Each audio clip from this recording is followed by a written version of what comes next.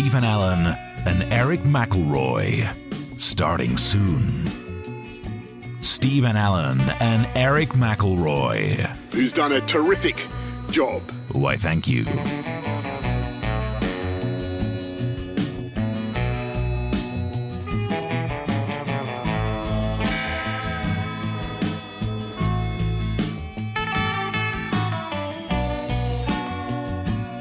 Comics in Quarantine, Solving Problems with N Allen and Erich McElroy, starting soon.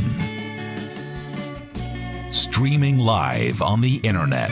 And I think you said you're going to test that too. We did test it. Yeah, it works sometimes. Starting soon.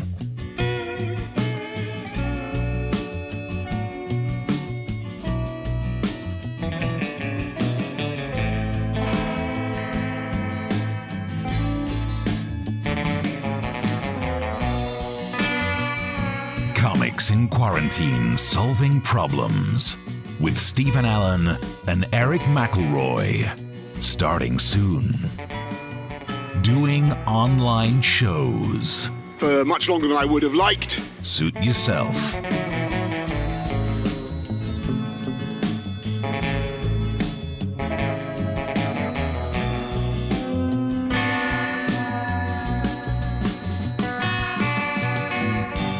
Comics in Quarantine, Solving Problems with N Allen and Erich McElroy, starting soon. From their tidied up offices. And then I see the disinfectant. You do not want to know what happened in there before.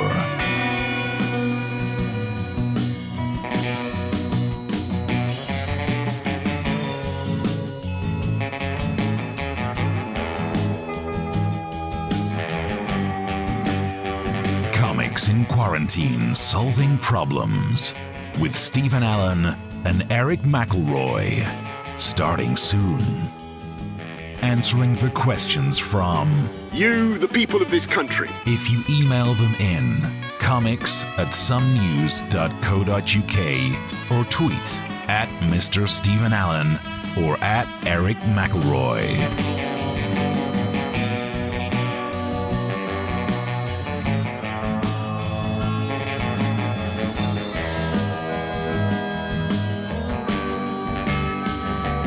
Comics in Quarantine, Solving Problems with N Allen and Erich McElroy, starting soon. Starting soon. In a minute.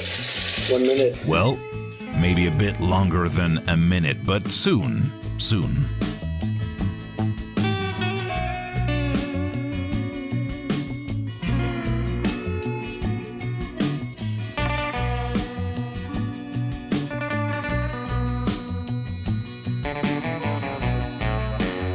Comics in Quarantine, Solving Problems with N Allen and Erich McElroy, starting soon.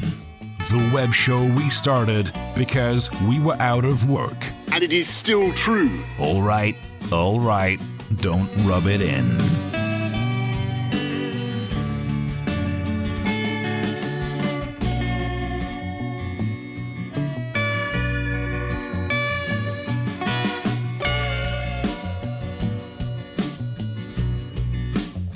Comics in Quarantine, Solving Problems with N Allen and Erich McElroy, starting soon.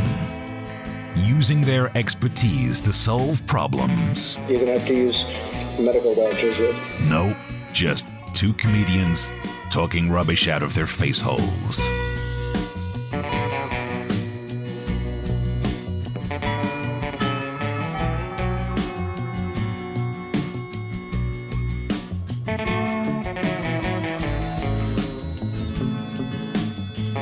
Comics in Quarantine, Solving Problems with N Allen and Erich McElroy, starting soon. Lockdown 2020, giving N Allen and Erich McElroy bigger compassion, time to write. And guts. Hell yeah. You've shown and are continuing to show. Only when we stand up on webcam.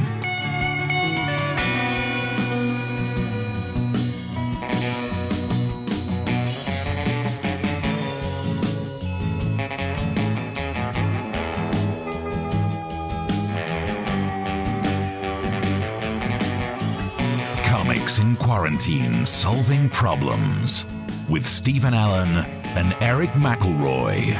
Starting soon. Sounds interesting. Thank you.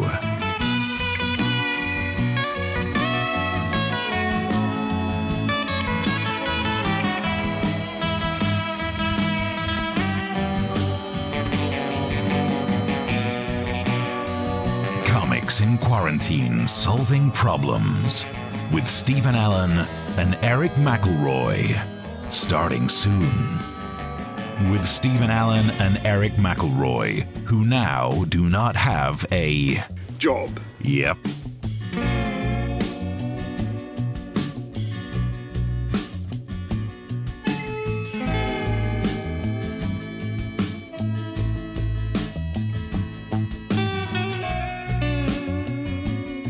Comics in Quarantine Solving Problems with Stephen Allen and Eric McElroy. Starting soon. Talking news and taking the mickey out of politicians. In particular, the first Secretary of State, Dominic Raab. Yep, definitely him.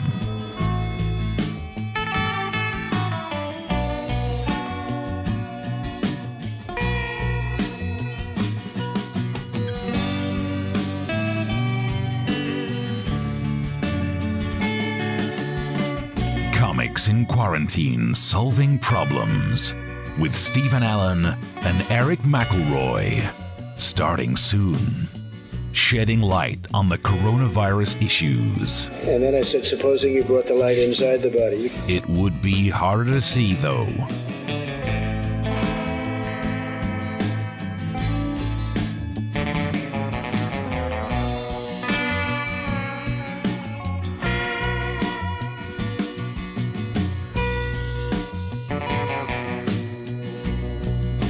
Comics in Quarantine Solving Problems with Stephen Allen and Eric McElroy. Starting soon.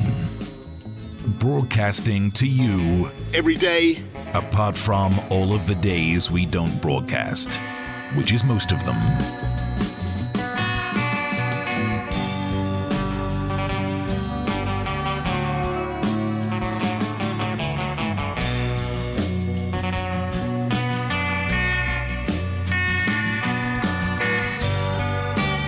Comics in Quarantine Solving Problems with Stephen Allen and Eric McElroy.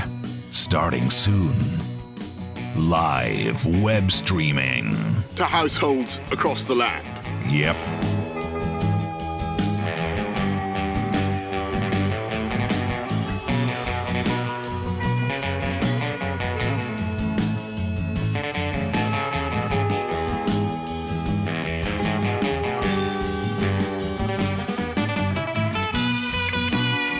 Comics in Quarantine Solving Problems with Stephen Allen and Eric McElroy. Starting soon.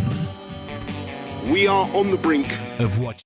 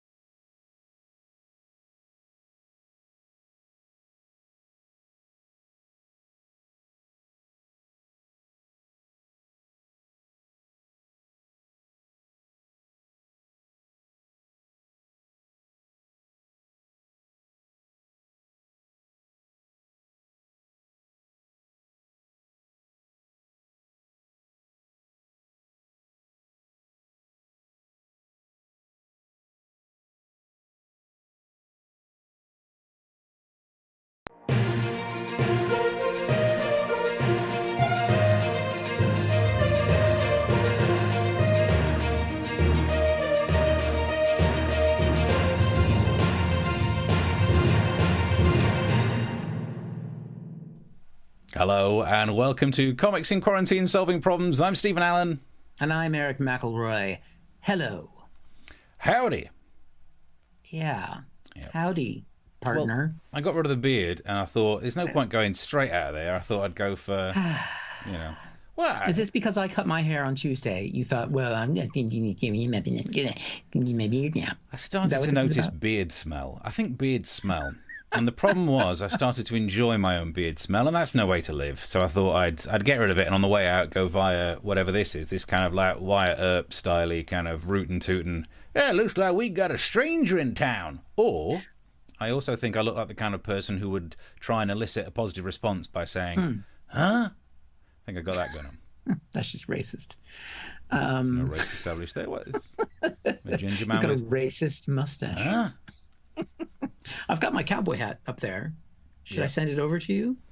I don't know whether I like that. I'm not sure I should make this something that I enjoy. Otherwise, this is it. Yeah. I left some big old sides in as well, so I could do the full kind of. Put those away. Howdy. I'm just jealous because I can't do. I mean, to even get that level of facial hair that you've now got, now that you've shaved everything away, we're talking about months of growth. Because when I gain, I don't gain here. I gain down here. Oh, you have a belly beard. Interesting. I have a belly beard. Feels like a thing for another show. It does. But that's not what the show is about, guys. Thank you for tuning in. What is the show about, Steve? It's about solving problems, whether they be problems that you send through wherever you're watching this. Send us a message. We should be able to see it. You can tweet us. And there are many problems in the world that crop up in what we like to call news. So we look at news and we solve those problems as well. Because if ever you want to get problems solved, you find two comedians, one of which looks like he would try and bully you into agreeing with him by saying, huh? And that's what you need. And I, because I've just cut my hair, I kind of look like a police officer. And they're really popular right now. So that's right. Step out of the car. The way that our various hair situations looks like you're going to arrest me. Definitely. I should be in just a vest right now drinking energy drinks. Oh, dear. Well, yeah. So if you've got some problems, you can send them to us during the show. We will try and solve them. But I don't think we've done this. This is our 31st episode. And I think so far we've managed not to solve any actual problems. It's pretty good hit rate. That doesn't mean you shouldn't try, because we've got nothing else to do, because we still can't do gigs yet. Yeah. And that's why we're here. We've covered a lot of Trump, haven't we, Steve, since we got here? Oh, and before I go too far, don't forget you can share us on Facebook and other places. Let people know that we're live. I'm telling you, it's hard to remember things, isn't it? If only there was like a cognitive test to measure how smart you are. And on Tuesday's show, was it Tuesday? Oh, I can't remember. It doesn't matter. I'm not president of the United States. We talked about Trump and his disastrous Fox News interview, and he talked about the cognitive test that he's taking. And we thought, all right, well, we've covered that story. We'll put that to rest. But then Trump was back on Fox News again yesterday. Here he is. So the last time I was at the hospital, probably a year ago, a little less than a year ago. Oh, God. Okay, here we go, Grandpa. Let's talk about your time in the hospital. I don't know about you, Steve, but all of my in-laws, bless them and I love them, are all a little bit older than I am.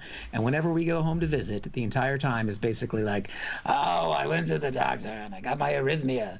Okay, let's just talk about that. And why don't you tell me about your mortgages and how you have health care, or pension plans? I've got the health care here in the UK, so but they've got pension plans in the future. But it's like, all right, Grandpa's going to talk to us about his hospital visits. So it just proves he's just like any other old man out there. But he's going to tell us about what he did at the hospital, and it's talking about, again, that test he took. Here he goes. I took a test. I said to the doctor, it was Dr. Ronnie Jackson, I said, is there some kind of a test, an acuity test? And he said there actually is, and he named it, whatever it might be. And it was 30 or 35 questions. The first questions are very easy. The last questions are much more difficult, like a memory question. It's like you'll go person, woman, man, camera, TV. Oh, there we go. Steve, the Trump campaign has struggled to come up with an agenda for the second term because MAGA was such an effective slogan. You know, it just was catchy. MAGA, make America great again. And now we can see the campaign is finally settled on it, and we've got it here. It looks Welsh. there's no vowels. PWMC TV. So, person, woman, man, camera, TV. Even I can say it. Unfortunately, those are also the nuclear codes. Now, key to this cognitive test, Steve, is that you have to be able to repeat those words, right? Which Trump does demonstrate for us in the interview, as we can see. So they say, could you repeat that? So I said, yeah. Yeah, next question. Yeah. So he goes through and he repeats them. Now, this is the point where he starts to repeat them. Now there's a little bit of drama in this interview because he's basically said you have to repeat the words exactly. So now he's got to repeat the words exactly. Because, I mean, remember Rick Perry from Texas, when he was in the debates and he said a list of things and he got stuck on not remembering the third thing, that ruined his entire presidential campaign. So now basically the stakes are so high. I mean, you can just imagine, you could see all of the Trump supporters watching this moment, and we've got them right here. So they say, could you repeat that? So I said, yeah. So it's person, woman, man, camera, TV. Relief. Even I was getting nervous for him. Yeah, they're so happy. They're so happy. But you know what? They'll never win because those are English supporters. But he goes. What's interesting though is he goes through the list again, and I love watching him go through this list. This is the third time now that he's actually going through it in the interview. Let's play this now. Watch how he does this. Remember the first question? Not the first, but the 10th question. Give us that again. Can you do that again? And you go person, woman, man, camera, TV. Can you see it? Yeah. He's just naming the things that are in front of him. And just play it again, because I want to show you something else. When he gets to the... Remember the first question? Not the first, but the 10th question? Give us that again. Can you do that again? And you go person. Person, there's a person. Woman, man. There's a woman, man. Camera, TV. Camera. He has to look for the camera. He couldn't remember. He paused. Camera. There it is. Now, the Biden campaign had a response to the interview, and we have that reaction here. I'm Joe Biden, and I approve this message. Nice. It's great right from the start when he talks about the test and actually says, I can't remember what it's called. That's got to cost you some points, hasn't it, on a memory test? Oh, God. It's just he can't leave it alone. That's the problem, because he was so criticized for Sunday's interview that he has to go back to it, and he won't let it drop. And the whole point is to prove that Biden isn't with it. I don't think it's working for him. Yeah, I love it, naming things that you can see. That's the level of creative genius we're dealing with. Beautiful. That is it. He's president of the United States. What can I say? Could well be again. We'll watch this space for more on that. Thank you for some of your comments coming through on this. So if you got any of the topics, if you've got a solution to Trump's truth, send that to us and we'll sell it on. Stephen says, your new facial hair makes you look like how I imagine Lemmy's accountant brother might look. It's got that. Right, a bit of a biker, but I'm still... This is why I wore the ridiculous floral one that doesn't go with anything, just because I needed to offset how much I look like I should be some sort of a villain. A nice floral tie. Yeah, that's true. I mean, you do... It is kind of a... You could be a biker. You could be a 70s porn star. You've got some different directions you can go with this stuff. I'd say the eyebrow raising, which... there's another eyebrow raising event later on in today's show to look out for, because I've got that one skill. But it looks better with a tash. Oh yeah, definitely, because then you get a little bit of the rising of the tash as well. So, but the nice thing is by leaving some on there, you can sort of trim it back and do different looks. Because you can go like the Magnum PI, a little shorter is definitely porn star, and a little shorter, you might want to skip that step. Yeah, but I'm definitely doing tash for the rest of the weekend. Yeah, definitely. See how long that goes. Keep the comments coming through wherever you get them, wherever you can spot them. And also, if you enjoy any part of the show enough where you'd think afterwards, I'd buy those lads a drink. Send the drink money here. It'd be very much appreciated. It pays for all of the manscaping that I'm going through right now. It also pays for the masks. I want to do a mask update. This is a big, important mask day. Right. Because the rules are coming in, and I want to go through... A lot of the newspapers today have had detailed analysis of the rules. For example, where you have to now wear a mask in the UK. Face coverings must be worn in the following places. Banks and building societies. I like that, because in the old days, if you went in a bank with a mask on, they would have called the police. These days, other way around.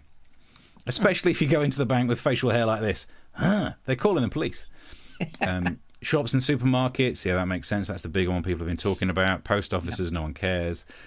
Honestly, my local post office, as soon as the coronavirus lockdown kicked in, they changed their opening hours from 7 in the morning till 9 in the morning, 2 days a week. What? Thanks for that. So I'll just not get my parcels, shall I? Thanks. Yeah, cheers.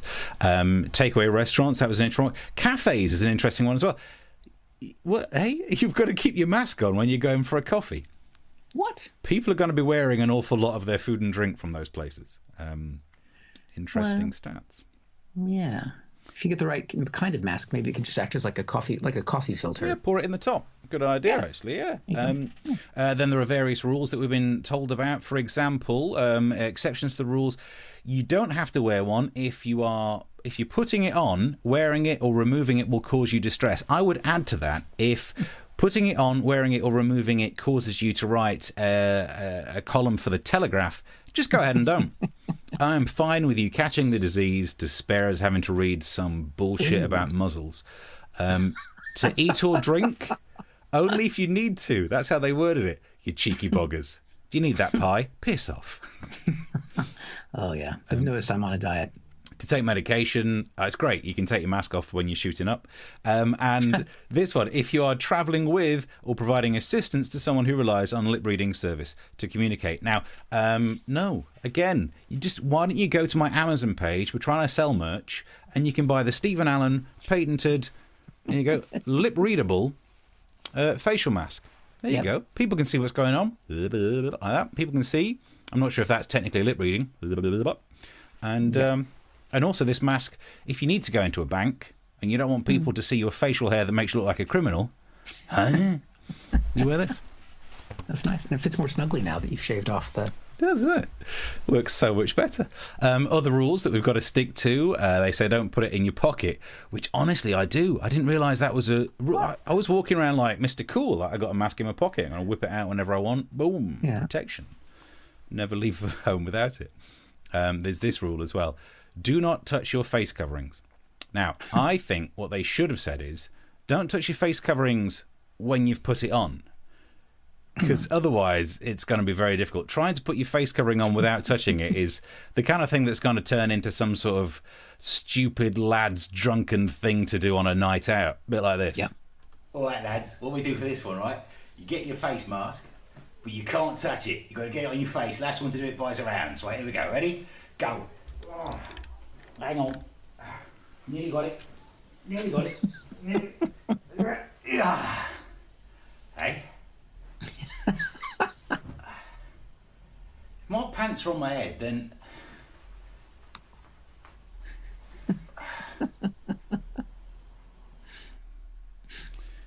Nice. I got through a lot of masks today. You got to make sure you keep the masks in the right place now. If you've been sticking them... when it said don't put them in your pocket, I think it meant shove my pants instead. Your pants. Yeah. Little banana hammock. That is a good question. If we're not supposed to put them in our pocket, where are we supposed to carry them around on? Because I've seen people do they've had the mask on and then they just leave it hanging off their ear, which I'm sure that's a good choice, but it just makes you look like a dipshit. I'm sorry. Yeah. I mean, Biden was pictured just doing a speech like that the whole time, and it's like you look like you got a dangly earring. Yeah. It looks like it's the facial equivalent of walking out of the toilet with bog rollers still attached to you. I don't know how it just looks wrong. It's not right. It's not right. But you're going to be masking up when you go out into shops and things? But I am running out, yeah, because I've cut a hole in this one for a silly joke and also crammed another one down my pants, which meant I threw that one out straight away just in case. As much as I'm not afraid of, I'm not afraid of little pants. I put some pants on my head for that sketch. I'm not walking to the shops and then halfway down the street realising, nope, these ones, yep. So, yeah, I'm running out quickly. And it's tricky because if you run out... Sorry, I just realised, if I run out of masks, what am I going to do? I can't go to the shops to buy some more masks because I can't go in the shop without getting a mask, which I don't have because I've not been able to get into the shop to buy them. Yeah. Well, they say when they train you about having a dog and that you have to legally have doggy bags with you all the time. If you don't have your doggy bag with you, the instructor told us from doggy school that you should use a sock. Ugh. Oh, God. So you don't have your mask. Just take off one of your socks, tie it around your face, and then you'll breathe fine. Although episode 1, I put a pair of my pants over my head and showed how they could be an appropriate face covering, and I'd have a pair of those with me. So, you know, needs must. There you go. Taking them off to put them on your face could cause you some problems in the shop. Yeah, you'd be right around here. Seymour on YouTube says you could pass as Rufus Hand's father. What do you mean father? I think it's the same age. Git. I think Rufus is older than you. Yeah, I mean, I know I've aged badly. Huh? That's good. I'm just trying to check, see if I can get any comments coming in here. Do you have to wear one if you're using public toilets? I would, because I think you can catch it from a toilet seat. Oh, yeah, definitely. If you're going to rub your face on it, definitely. Yep, definitely. And I've seen a few drinks come through, so thank you very much for those guys. We very much appreciate your support, because that's what gives us hope and allows Steve to keep buying masks that he destroys for his art. For the stupid-ass jokes that we get through. Beautiful. Yeah, keep the comments coming through, and we'll keep trying to solve some problems. Yes. Well, this is an ongoing problem in America. There is still social unrest related to the Black Lives Movement matter, which is understandable. Some of the protests have turned a little bit violent in cases, which of course Trump is using to basically say that all these people are agitators and violent and scum and all this kind of thing. So his campaign has really fixed on this. And there was a lot of heat around this one particular tweet, which I think we have a screenshot of here. This would be Joe Biden's America. It's a very scary place. This is one of Trump's campaign people. I don't know what he is. And this is the clip that he tweeted. I think we've got that lined up for us after this here. And it shows some bad scenes there. There's some graffiti on a federal building. There's some violence going around. You know, it's not good stuff. I mean, peaceful protest is definitely the way to go. I think people have, need to be saying these things and need to be standing up for their rights. However, that just happened this week, didn't it? Now let's go back and look at that tweet again. This guy is basically saying this would be Joe Biden's America. It's a very scary place. A lot of people on Twitter notice, no, it's actually right now, it's Donald Trump's America, you dipshit. You're basically saying this is what's happening right now. It's a very scary place. Brilliant. Yes, it has been since 2016. Thanks, Mega. So, I mean, it's just insane. But to set aside that, there was something that I quite enjoyed about this particular protest. I think we've got another shot of the same tweet that he sent out, another part of the video here. Look at they're rallying there. I don't know if you can see what they're holding there, Steve. The protesters on the right side of the screen. Yeah. They're coming forward and protecting themselves. They're fighting with umbrellas. Wow. Yes, I know. To be fair, this is in Portland, which does, per year, get on average 156 days of rain, which is more than the UK, little wimpy 133. So this is my part of the world that I came from, which was my preparation to live in the United Kingdom. I'm always like, why isn't it raining more? But that's what the protesters are fighting with. They're umbrellas. And we did get a chance to have a look at the protest leader. There she is. Bad times. Scary. I mean, if you hadn't seen these images before the show, Steve, you've known me long enough, you would have known that that's where I was going with this, wouldn't you? You love a Mary Poppins joke. I love a Mary Poppins joke. All the comedy we've ever done. Don't know why you think that sounds... Even when you're trying to do an impression of someone doing a British accent badly, like the most famous example of a bad example of a British accent, somehow you're still different and bad. I don't get it. It's brilliant. That's what you sound like. Oh, God. How dare you? How dare you? Right. Keep the messages coming through. Anthony says, remember in 2016 how crazy we thought people were who wanted to move to Mars? Is it too late to sign up? It is. And also, you'd have to sit there wearing a face mask. Have you seen how miserable people look when they're on EasyJet flights at the moment? Yeah. Imagine that, but it takes 8 months to get there. So it's very much like EasyJet. But, oh, yeah, it's truth. And hello to Sophie, who just sent some nice smiley crying faces. Thank you. Crying for the right reasons. You know what? We'll take any response we can these days. In this world of not being allowed to do gigs, so we have to sit here and do this kind of web TV thing. It's the happy cry. Yeah. And if you want to chip in and buy us a drink, yes. Which doesn't necessarily always go in coffee, it might go on razors and shaving foam. I don't know who I might be thinking of there. Yep. Then chip in. That would be very much appreciated. Yes. Right, we can move on to solve another problem. Yeah. So we recently talked about Russia. The Russia report came out. If you watched last episode 30, we did a whole big thing on that. And so what's been the latest news since then? Well, we're toughening up. Boris Johnson announced that there could be some moves to just make things a little bit harder for Russia to try and interfere with us. They're going to crack down on spies. And here's the headline. The UK could force foreign spies to register on a government list. Now, I no longer know what spying is. Because I thought I knew it was like top secret, secret agent, undercover, these kind of words. Not anymore. Apparently, you have to walk into a place, go, "Hi everyone, I'll be your spy for today. Don't mind me, just doing some spying. Just what's going on with there? Can I have those details?" Apparently not, because I'm a spy. I always wanted to be a spy when I was growing up because I thought it was cool. You know, you see all the films that are all spies and top secret stuff, and God, James Bond. James Bond was. Oh, I love watching those films. If spies have to register, James Bond will be ruined. Ah, Mr. Bond, I've been expecting you, because you filled in the requisite paperwork and emailed ahead of time your schedule. Do you expect me to talk? No, Mr. Bond, I expect you to do admin. No one wants to watch that film anymore. Although, to be fair, you know, I like to put forward a case for and against. So it will ruin the James Bond films in some way, but if we have a lot of paperwork and therefore we can trace what spies are who and all that business, it will actually make it easier for people like Q. Now, pay attention, 007. I have some essential equipment for your latest mission. Is it a pen that explodes? No. Is it a hat that turns into a helicopter? No. Then what is it? It's this lanyard. And there was the eyebrow-raising Roger Moore. Oh, by the way, who was that beady bastard acting in that sketch? I know. Couldn't even tell. And look at that. Look at the. I knew they were going to go a different direction with the new Bond. The Ginger Bond. The Ginger Bond. I don't think that will ever be acceptable to anyone. Yeah, I mean, there's a lot of pressure for Idris to do it, for it to be any woman, but no one is saying it's about time we had a Ginger Bond. And that just come out, you know, stop the speeding car with the roof down to put on factor 50. Oi, my people. Chris Curling says, "Are you auditioning for the new 118 ads?" I've got your number. We would take any work right now. Does 118 still exist?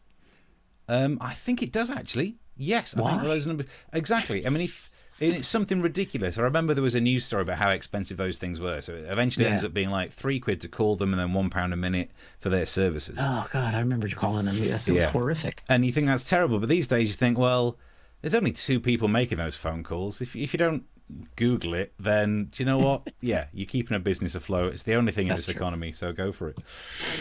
I would take that work if I could get it. Have a look. The spies in that riot clip with the poison-tipped umbrellas. Yes. Poison-tipped. That's why they're such hooligans. Donald Trump is right. Yeah. But imagine if you were a spy and you had to turn up with all that kit. So the exploding pen, the polonium, the botulism in the end of your umbrella, all of those gadgets. The COSH form would be the health and safety if you have to register. If you have to declare all of that, that would be insane.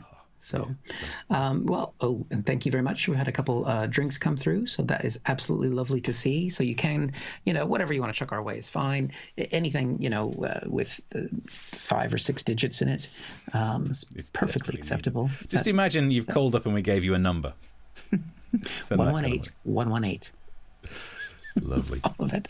Right. So now this one, Steve, a lot of times we take our time in editing these things and putting together a lot of thoughts, and we put together clips and videos, and because we want to deep dive into a subject, and we enjoy doing this. This one, I'm going to show you a photo, and I don't want to be one of those ranting kind of comedians like that. We both, there's some comedians that just go on rants, and they can be very funny, but it just gets a bit tiresome. But this photo made me want to be one of those people. So let's look at the photo. I want to see it again. This was, fuck's sake. I don't know what is going on here. I mean, so this is Boris in Scotland, trying to bring the union together, and he looks like he's about to take those two crabs and smash them together. Just like, yes, I will unite us all. So there's that. He's wearing gloves, which is good. He should wear protection because, I mean, let's be honest, he's had enough kids. And should wear a mask, but that's a different issue, I guess. That's different. He should be wearing a mask. And then look at his tie. There's a reason why. Yeah, bring it back to my tie here, Steve. Look at that. This is the little thing there. You take this part of the tie and you loop it in there, and it tidies the look. Look at him with his Thomas Nash. What have I got here? Yep, Primark. I have to say, 31 episodes. I've worn a different tie every show. I used to. I don't know why. I still have a lot of ties. I don't know why. I mean, maybe because I'll have to get a job. Here it is. Bought this one from the Stevenage branch of Primark. Remember it well. I did just do this whole bit so I could show where my ties are. Anyway, but one of us needs your donations much more than the other. Can you guess?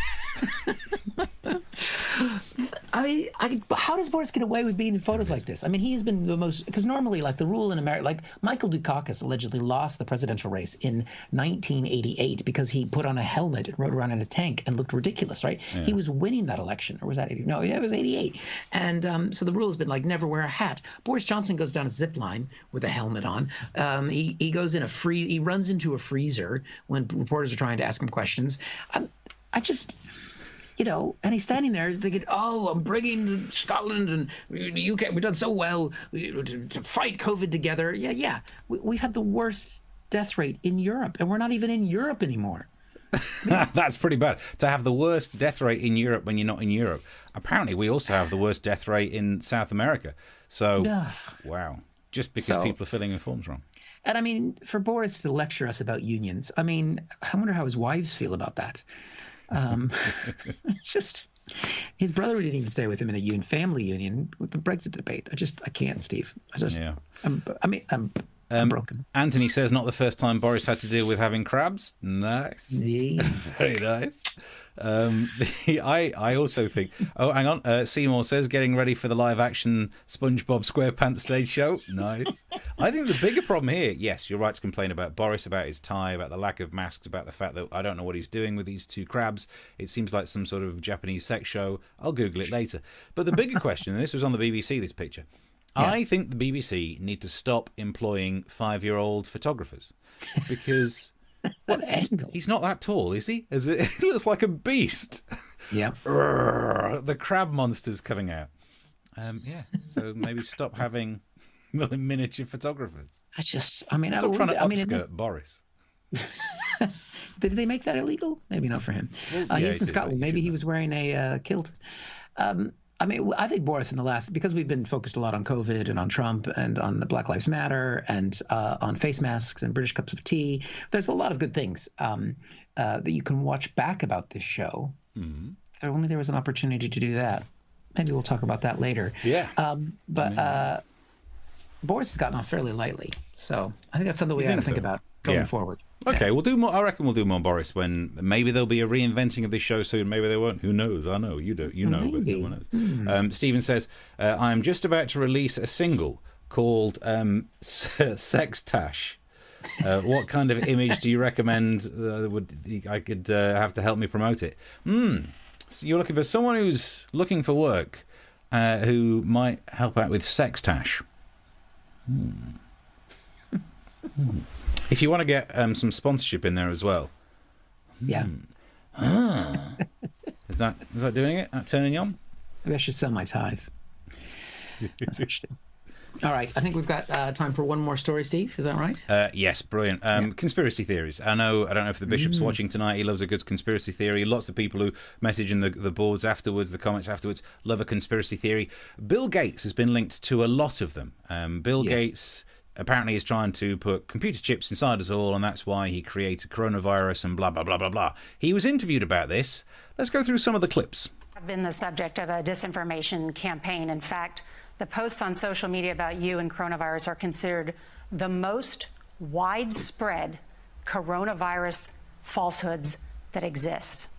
That's saying something. So that is more widespread than 5G's causing it. That's more widespread than it was a bat that was working in a lab in Wuhan. More widespread than it's a flat Earth and this is done to kill off everyone who thinks that it's circular or global. This is more widespread than you can catch it from a toilet seat. I don't think it is, because we talked about that on this show just tonight. Yeah. So the conspiracy theory is that, he's using this. He created this virus and he's putting chips inside us all. It continued. To be clear, do you want a vaccine so that you can implant microchips into people? No, there's no connection between any of these vaccines and any tracking type thing at all. I don't know where that came from. I hate to be that conspiracy theorist, but he effectively said, no, the urge to give you a vaccine is in no way linked to my desire to put chips in you all. They are totally independent. The vaccine has absolutely nothing to do with the Windows controlling your brain program, which will be done through microchips. They are. I don't know where this even came from.